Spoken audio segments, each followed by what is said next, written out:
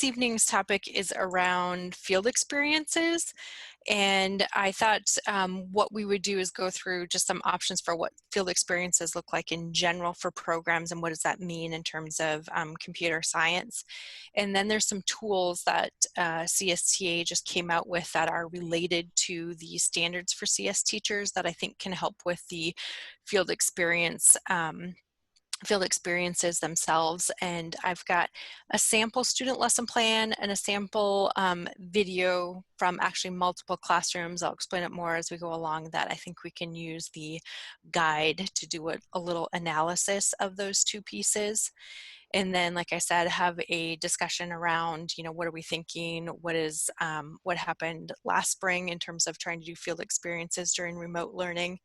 And then talk about next week's meeting and the activity that goes with it.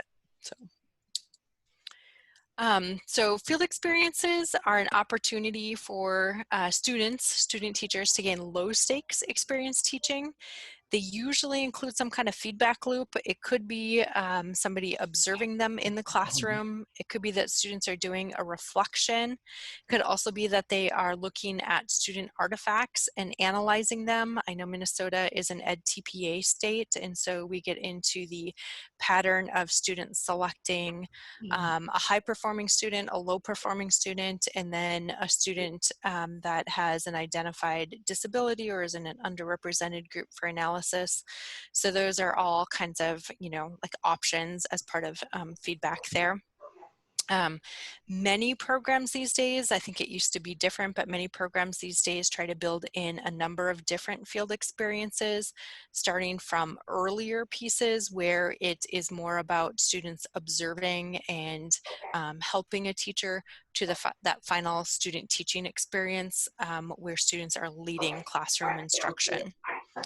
So we're going to kind of walk through some of these like variations for practicum experiences and talk about the differences between them, and then some ideas just for running the various ones. So first one could be an observation or a field trip. Field trips these days might be difficult, but if a school is doing observation in the remote learning environment, then there might be opportunities to, join a session via like Zoom or Google Hangouts or something like that. You can also do observations, and I've done this at the college level when I've observed peer faculty, where I simply join their LMS, so join their Blackboard course and just kind of keep an eye on their discussions and look at, what do they have planned for the module that week and that sort of thing. So anyway, the purpose of this sort of like entry level field experience is just for students to get practice observing and reflecting on what they're seeing. They typically do not teach themselves, and so their learning goal out of this experience is to get more about understanding what teaching or learning CS looks like from a teacher perspective, in terms of thinking about like where it can go in your program and how much students need to know about computer science. They can be very early on in their learning or understanding of CS. They could visit local schools, they could go to robotics competitions, we could do those virtual observations that I was just talking about. They could also watch video cases or participate in online case studies to around teaching. So I've got some suggested resource for you at the end, and I'll, like I said, share a video with you that has potential for being used with your students. Kind of the next level up after that is where they start to provide some assistance with teaching. So it could be that the teacher is still designing and leading the lesson, but the student is often walking around and not so much an observing role, but maybe they've got stations and a student is helping out with a station. Or if you think about like a STEM family night, maybe a class of students is putting together those activities, and each student or a pair of students is leading a station there. So that kind of environment. So students are learning more about how to interact with students in order to promote their learning.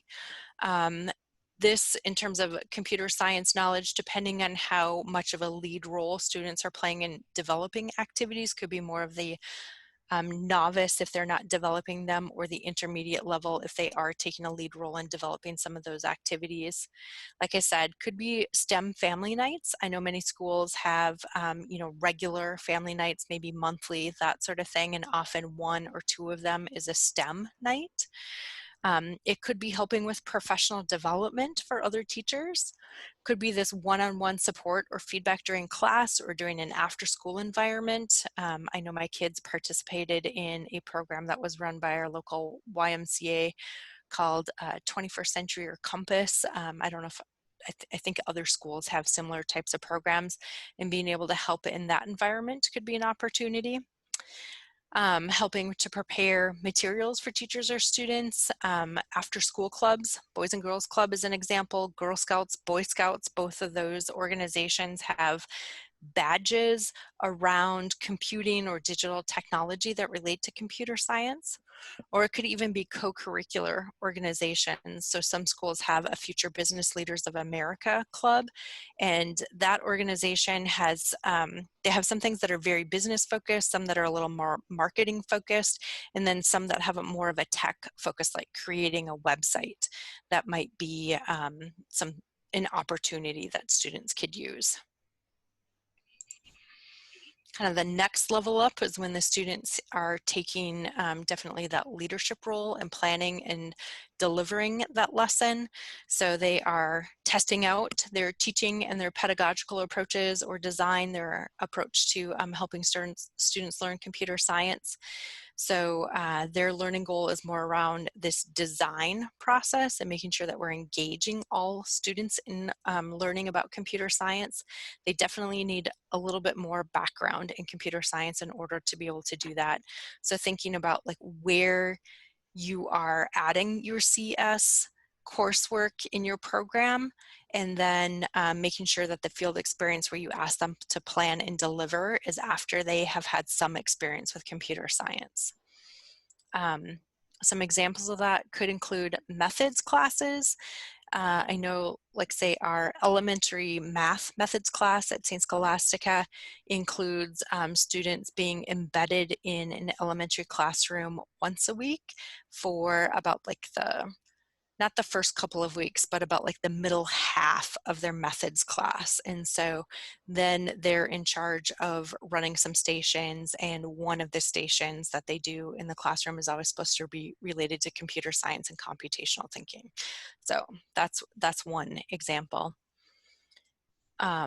And then finally, the last one, when we typically think of field experiences or like the student teaching experience, is this sustained practicum, where they are leading the teaching beyond maybe just one lesson, but maybe a curriculum unit, or even more of an extended period. I know there's different rules state by state in terms of how many hours a student has to have in terms of these like lead teaching hours there. So this is more of an opportunity not just to see their skills in planning lessons, but also to observe them in the classroom and the environment and culture that they're setting up, and how they're handling classroom management, that kind of thing. Ideally, you would want them to see more intermediate or advanced CS knowledge. When we're thinking about students, depending on if they're elementary teachers that you're asking to do integrated lessons, then that intermediate knowledge is probably fine. If they're secondary CS teachers that are hoping to get licensed in that area, then we need to see them have more advanced knowledge where they're teaching CS courses or like CS focused lessons in particular. So that's kind of the flavor of what we've defined in our CSTA working group in terms of thinking about the different levels and flow that students go through in a program. Any questions about that before I move on?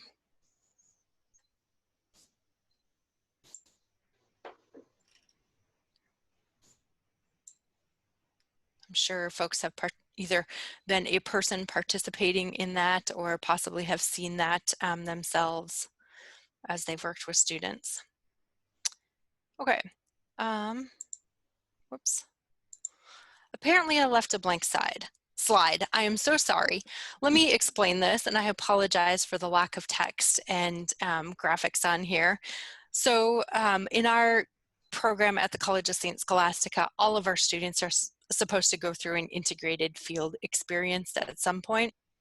It usually occurs during their sophomore or junior year, depending on when they're taking the courses. They will have gone through like all of our computational thinking introductory modules, so they'll have that novice, maybe intermediate experience with computational thinking and computer science. Their goal for this is as part of, we call it our Field Experience 3 class, so they'll have had 1 and 2 that focus on, like the first field experience class is more that observation style, and then the second one they're doing more of the assistance. In Field Experience 3, they're expected to design and deliver at least 1 lesson, if not more than 1 lesson, and so that's where this one is coming from. As part of the way we piloted this, we haven't rolled it out to all of our programs yet, but are starting to do that this fall. But when we piloted it in our graduate teaching licensure program, we selected just a couple students from that Field Experience 3 course, and we provided some coaching support to them. So I met with students to help them develop some ideas for a lesson plan. Then we reviewed it. They developed a draft, we reviewed it together, and I gave them feedback, and they did some revisions, and then they taught it. And I tried to observe those. I don't think I was able to observe all of them in person, but I tried to observe them. And then we had a 15, 20-minute kind of debrief conversation afterwards. So some examples included, like we had an elementary teacher who worked in a 5th grade classroom, and she did an activity with spheral robots that was tied to some science standards. We had a teacher that was in a middle school classroom, I think it was an 8th grade classroom, who was doing an integrated lesson around biology, and she used some ozobots with it to have students explore different systems and have them draw things on a piece of paper related to the system, and then have their ozobot like navigate that.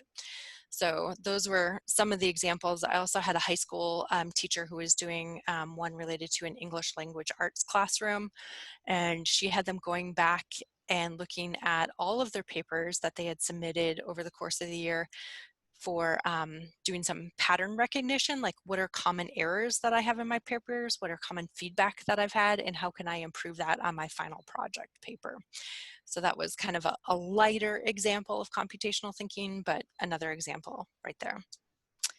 This is an example that I had with a student, our very first student who completed our computer science methods class as an undergraduate. What we had her do was design activities that were part of an hour of code, or computer science education week that had several hour of code activities in it at a local elementary school. So this was in December. The school has partnered with our computer science department and generally our computer science students to do this for the last several years. And then I had our education student actually design the activities and lesson plans this time. She still had some extra support from computer science students in doing this, but she was in charge of like the main instructional activities and designing what was going on. The way the elementary school set it up, there would be students from K through 5 classrooms coming through, and they would come through and have about 30 to 40 minutes depending on their rotation schedule with each class. So she designed a lesson plan that could be used with kindergarten through 3rd graders, and that's using this, it's an unplugged activity using Rosie's runtime. It's the top image on the screen there. You can use a twister mat, and then there's cards for Rosie, the dog, to be able to move forward, turn left, turn right, those sorts of things, and like pick up its bone. It comes from the PLTW curriculum. If you haven't seen it before, I can share a link with you, but it's kind of a nice unplugged activity. We use stuffed animals with it as well, so that they had a stuffed animal dog that the kids got to move around, which they enjoyed. And then the older kids, we did a lesson plan around drones. So that's the bottom picture that you can see. We were in the media center, that's who was hosting the activities, and so we were able to tape off areas on the floor that were like the fly zones, and they weren't supposed to fly out of the zones. They did some pre-work in terms of thinking about what are drones useful for? Like you can do search and rescue, you can create videos, you know, some cool things out of that. And then they did some like a safety checklist on how to use drones. And then everybody got an opportunity to do some practice flying, and then they had some challenge flying activities. So we would mark off, like we actually used, I think, the cards from Rosie's run time to mark like a home area in the square, and then like the bone to pick up so that they could try and fly the drone from the home to the bone, and, you know, simulate kind of picking it up. We use the same sort of coaching process with this student here, where they had the initial meeting to brainstorm ideas, and then a review of draft lesson plans with feedback, and then delivered the lesson with a debrief meeting afterwards. So those are some examples from Scholastica and how we've used field experiences. I would say there's all kinds of different ways you can do it. The guidance that is on the CSTA website for field experiences has some more information on how Indiana University, Towson, they're in Maryland, and then I'm going to forget, it's like Georgia State. It's a university in Georgia, how they've run field experiences. So there's some more ideas there. I will say for folks who are looking for not necessarily integrated, but like standalone CS, it can sometimes be hard to find, but if you work with your community partners and clubs, after school experiences, those can be really useful. So Girls Who Code runs clubs. That's what Towson University has. Their students working with girls, running a local Girls Who Code club. Boys and Girls Clubs of America actually has curricula that they have designed for all of the local chapters if they wanted to use it, and students could look at that and work on, you know, tweaking and updating it. Girl Scouts have a number of badges related to computer science. Black Girls Code clubs, First Lego League, a lot of those are after school clubs, sometimes they're classes, but integrate computer science. And if you're just wanting to check out like what are all of the different options, the Computer Science for All organization has a member directory, and you can select after school organizations there to see what some other options might be for your local area. Okay, questions or thoughts before I move on?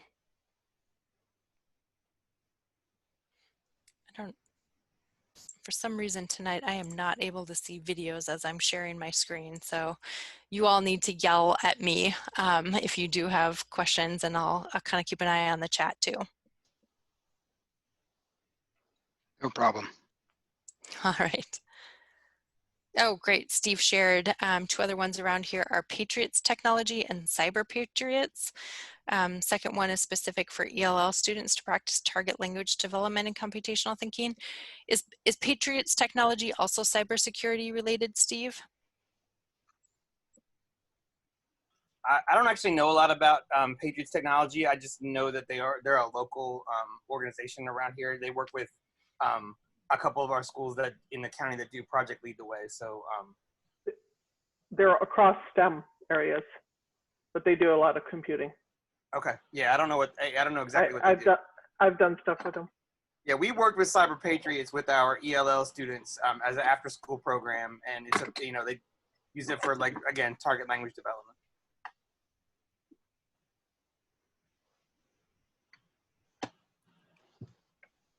Okay, great.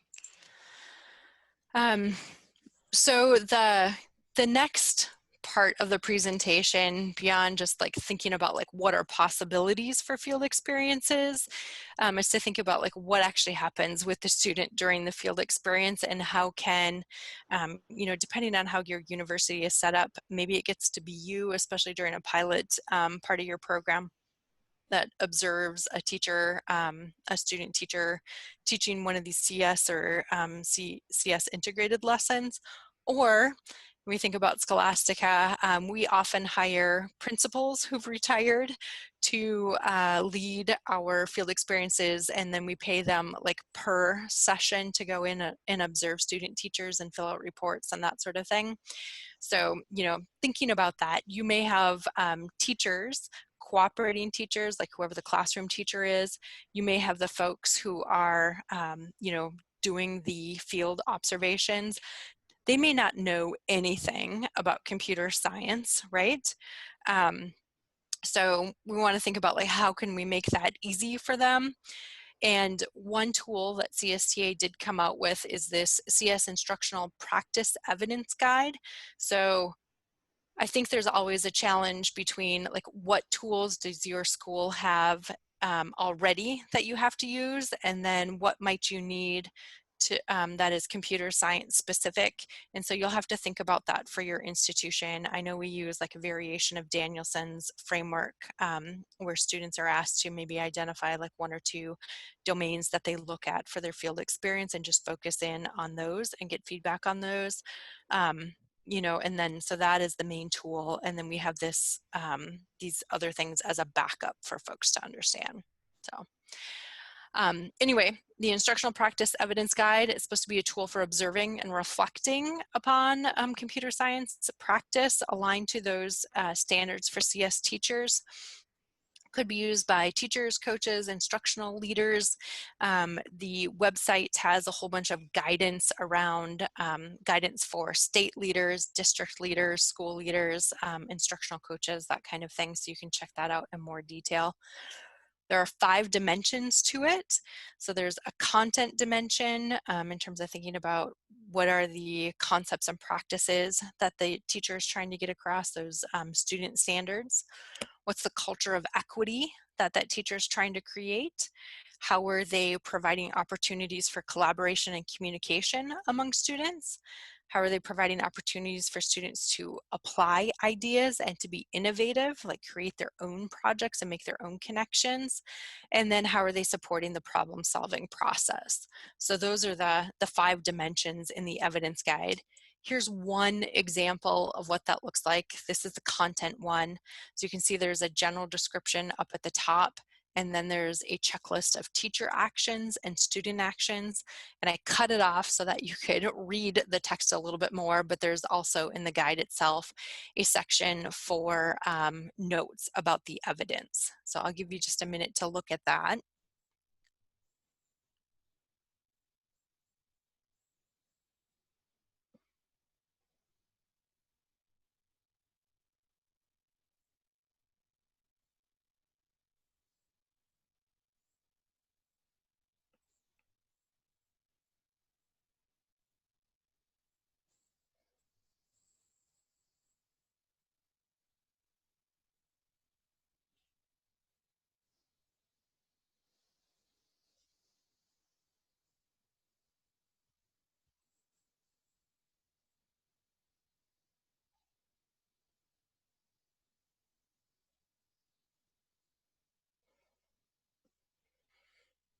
All right, so again, this is just one of 5 dimensions on that evidence guide, and you can see that there's a list of things that you can look for in terms of evidence on the teacher side, as well as like what have they done to set up a classroom environment where you can see evidence of what the students are doing that supports their content knowledge. So like both pieces here.